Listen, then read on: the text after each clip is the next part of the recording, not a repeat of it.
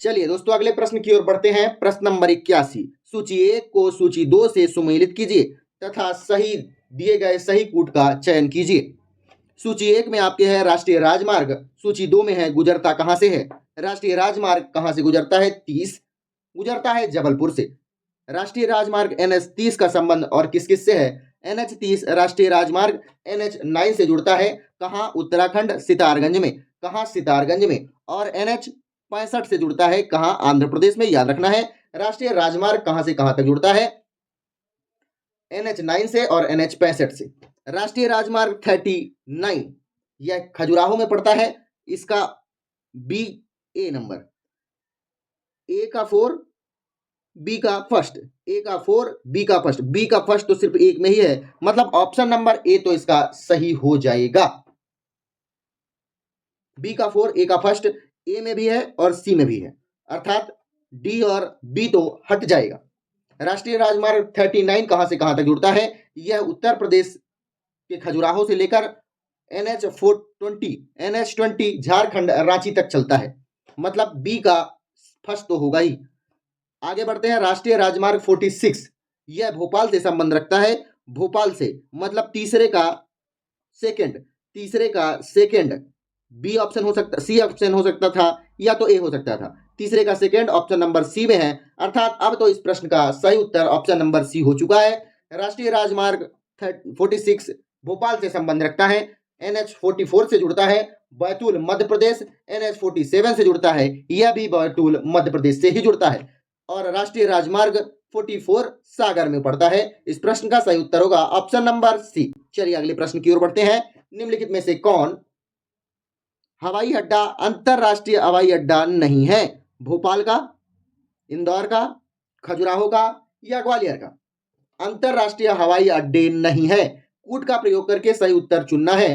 भोपाल हवाई अड्डा, इसे राजा भोज हवाई अड्डा भी कहा जाता है। कौन सा अंतरराष्ट्रीय हवाई अड्डा नहीं है? तो भोपाल तो है, भोपाल तो है। इसे राजा भोज हवाई अड्डे के रूप में भी जाना जाता है, आपको याद रखना है। इंदौर यह भी अंतरराष्ट्रीय हवाई अड्डा है। इसे 2019 में इंटरनेशनल घोषित किया गया था। इसे अहिल्याबाई हवाई अड्डे के रूप में भी जाना जाता है, इंदौर हवाई अड्डे को। खजुराहो और ग्वालियर हवाई अड्डा यह इंटरनेशनल हवाई अड्डा नहीं है, आप याद कर सकते हैं। इस प्रश्न का सही उत्तर होगा 3 और 4, ऑप्शन नंबर सी सही हो जाना चाहिए। अगले प्रश्न की ओर बढ़ते हैं। प्रश्न नंबर 83। मध्य प्रदेश में से कौन सा स्थान जिला तापीय विद्युत केंद्र से संबंध नहीं रखता है? इस प्रश्न को थोड़ा अपन डिटेल से समझ लेते हैं। जो मध्य प्रदेश से संबंध नहीं रखता है उसको बताना है। सबसे पहले इस प्रश्न का उत्तर ले लेते हैं। सारणी बैतूल से संबंध रखता है। अमरकंटक अनूपपुर से संबंध रखता है। बीरसिंहपुर उमरिया से संबंध रखता है और दोंगालिया मुंडी खरगोन से संबंध रखता है। इस प्रश्न का सही उत्तर क्या होगा? दोंगालिया मुंडी खरगोन मध्य प्रदेश। यह संबंध नहीं रखता है ताप विद्युत केंद्र से।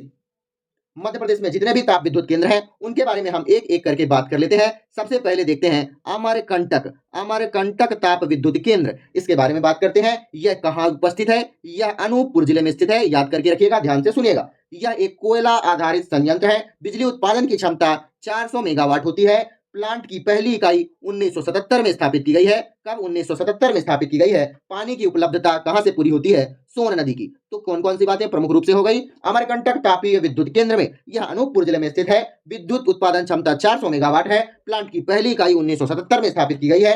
पानी की उपलब्धता सोन नदी से पूरी होती है। अगला जो मध्य प्रदेश का तापीय विद्युत केंद्र है उसका नाम है सतपुड़ा तापीय विद्युत केंद्र। इसके बारे में प्रमुख बातें कौन कौन सी हैं? सतपुड़ा तापीय विद्युत केंद्र यह कहां स्थापित किया गया है? बैतूल जिले में स्थापित किया गया है। यह भी कोयला आधारित संयंत्र है। इसका स्वामित्व किस कंपनी के द्वारा पूरा किया जाता है? तो कुशल थर्मल पावर प्लांट के द्वारा इसका स्वामित्व किया जाता है। अगला है संजय गांधी तापीय विद्युत केंद्र। कौन सा? संजय गांधी तापीय विद्युत केंद्र। इसके बारे में प्रमुख बातें कौन कौन सी है? यह किस जिले में स्थित है? यह उमरिया जिले में स्थित है। कहां? उमरिया जिले में, ठीक है। बीरसिंहपुर रेलवे स्टेशन के पास में यह स्थित है। अगला है संत सिंगाजी रेलवे स्टेशन या फिर संत सिंगाजी थर्मल पावर प्लांट। यह किस जिले में स्थित है? यह खंडवा जिले में स्थित है। अगला थर्मल पावर प्लांट याद रखिएगा, विंध्य थर्मल पावर प्लांट। कौन सा? Vindhya thermal power plant. यह भारत का सबसे बड़ा तापीय विद्युत केंद्र है। भारत का सबसे बड़ा तापीय विद्युत केंद्र है। यह सिंगरौली जिले में स्थित है। किस जिले में है? सिंगरौली जिले में स्थित है। इसकी स्थापना राष्ट्रीय ताप विद्युत निगम के द्वारा किया गया है। राष्ट्रीय ताप विद्युत निगम के द्वारा किया गया है। ये थे मध्य प्रदेश के प्रमुख ताप विद्युत केंद्र। कौन कौन से? Wind thermal power plant. एक बार और दोहरा लेते हैं, प्रमुख बातें क्या है। भारत की सबसे बड़ी तापीय विद्युत केंद्र यही है, विंड थर्मल पावर प्लांट। किस जिले में स्थित है? सिंगरौली में। किसके द्वारा स्थापना की गई है? राष्ट्रीय ताप विद्युत निगम के द्वारा। संत सिंगाजी थर्मल पावर स्टेशन यह कहाँ स्थित है? खंडवा जिले में। संजय गांधी तापीय विद्युत केंद्र कहाँ स्थित है? उमरिया जिले में, बीरसिंहपुर रेलवे स्टेशन के पास। सतपुड़ा तापीय विद्युत केंद्र बैतूल जिले में स्थित है। कोयला आधारित संयंत्र है। स्वामित्व कुशल थर्मल पावर स्टेशन के पास है। एमपीपीजीसीएल के द्वारा यह नेतृत्व किया जाता है। अमरकंटक तापीय विद्युत केंद्र यह कहाँ स्थित है? अनूपपुर जिले में। कोयला आधारित संयंत्र है। बिजली उत्पादन क्षमता 400 मेगावाट है। 1977 में इसकी पहली प्लांट इकाई स्थापित की गई थी। पानी की आपूर्ति सोन नदी से की जाती है। इस प्रश्न का सही उत्तर क्या था? Option number D. चलिए अब अगले प्रश्न की ओर बढ़ते हैं। अगला प्रश्न क्या कहता है? प्रश्न नंबर 84, निम्नलिखित में से कौन सा युग्म सही सुमेलित नहीं है? एक साइड है सिंचाई परियोजना, दूसरी तरफ है जिला। सही सुमेलित नहीं है। कौन सा जिला में कौन सी परियोजना नहीं है? बरगी परियोजना जबलपुर से संबंध रखती है। तवा परियोजना होशंगाबाद से संबंध रखती है। मटियारी बांध मंडला से संबंध रखती है और बरना घाटी बांध उज्जैन से संबंध रखती है। इस प्रश्न का सही उत्तर क्या होगा? बरना घाटी परियोजना यह उज्जैन की परियोजना ना होकर यह रायसेन जिले की परियोजना है। रायसेन जिले की परियोजना। इस परियोजना को कब लाया गया था? 1978 में इसकी स्थापना की गई थी, बरना परियोजना की। मटियारी परियोजना के बारे में, यह मंडला जिले के सिमरिया गांव में स्थित है। मिट्टी की बांध की परिकल्पना की गई है। कब की गई है? 1992 में। 1992 में मटियारी बांध परियोजना को स्थापित किया गया है। तवा परियोजना, तवा नदी परियोजना, यह 1992 से 93 के बीच में स्थापित परियोजना है। 1992-93 में स्थापित परियोजना चिनाब नदी पर एक बांध बनाया गया है होशंगाबाद जिले में। इस प्रश्न का सही उत्तर ऑप्शन नंबर डी है, याद रखिएगा। बरगी परियोजना यह जबलपुर, कटनी, रीवा, सतना इन सभी की संयुक्त परियोजना है, आपको याद रखना है। चलिए अगले प्रश्न की ओर देखते हैं। निम्नलिखित कथनों पर विचार कीजिए। देखते हैं क्या विचार करवाता है। मध्य प्रदेश के मालवा पठार में सूती वस्त्रों की मिल की स्थापना की गई है। बिल्कुल, क्या यह सही बात है? हाँ, बिल्कुल सही है। मालवा पठार काली मिट्टी का आवृत है। सबसे ज्यादा मालवा के पठार में ही काली मिट्टी पाई जाती है। हाँ, बिल्कुल सही है। इस प्रश्न का सही उत्तर क्या होगा? दोनों ऑप्शन सही है। मालवा के पठार की बात की जाए तो उत्तर मध्य भारत में स्थित एक ज्वालामुखी उद्गार से बना गया यह एक पठार है। किस चीज से बना हुआ है? ज्वालामुखी उद्गार से बसा हुआ एक पठार है। सूती वस्त्रों की मिलों की बात की जाए तो वस्त्र उद्योग महाराष्ट्र में सबसे ज्यादा होता है, गुजरात सब उसके बाद होता है और तीसरे स्थान पर मध्य प्रदेश आता है। सूती वस्त्रों के उद्योग में महाराष्ट्र पहले नंबर पर, दूसरे नंबर पर गुजरात, तीसरे नंबर पर मध्य प्रदेश आता है। मध्य प्रदेश में मालवा के पठार में Indore Malwa United mills limited की स्थापना की गई है। इस पहली सूती वस्त्र कपड़ा उद्योग की स्थापना कब की गई थी? 1907-1908 में की गई थी। इस प्रश्न का सही उत्तर क्या है? Option number D. चलिए अगले प्रश्न की ओर बढ़ते हैं। प्रश्न है, भोपाल गैस त्रासदी किस वर्ष हुई थी? 1982, 1986, 1984 या 1980? इस प्रश्न का सही उत्तर तो कोई भी दे सकता है। 3 दिसंबर सन 1984। लेकिन याद करने वाली बात यह है कि क्यों मृत्यु हुई थी। यहाँ गैस का रिसाव हुआ था। कौन से गैस का? Methyl isocyanate. Methyl isocyanate gas का रिसाव होने के कारण हवा में सांद्रता इसकी बढ़ती है, मिथाइल आइसोसाइनेट की, और यह काफी ज्यादा खतरनाक गैस है।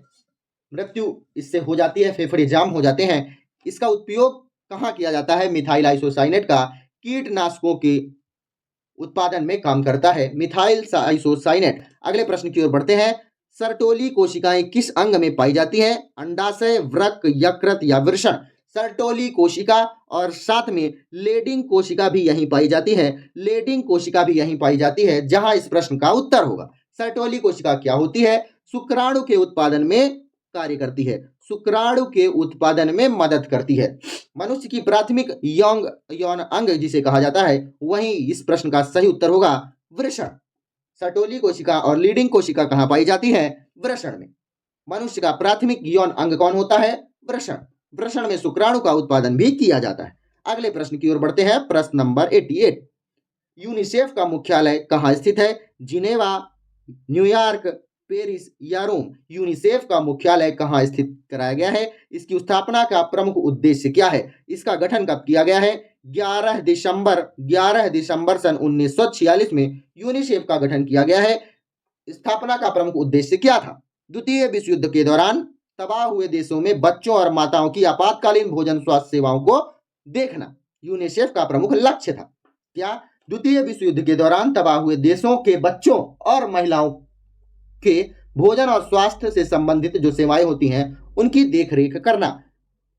11 दिसंबर सन 1946 में इसकी स्थापना की गई थी। ध्यान रखने वाली बात तो यह है कि 1993 में संयुक्त राष्ट्र प्रणाली का स्थायी हिस्सा यूनिसेफ को बना दिया गया था। इसका मुख्यालय अमेरिका न्यूयॉर्क में स्थित है। इस प्रश्न का सही उत्तर है ऑप्शन नंबर बी। याद रखिएगा।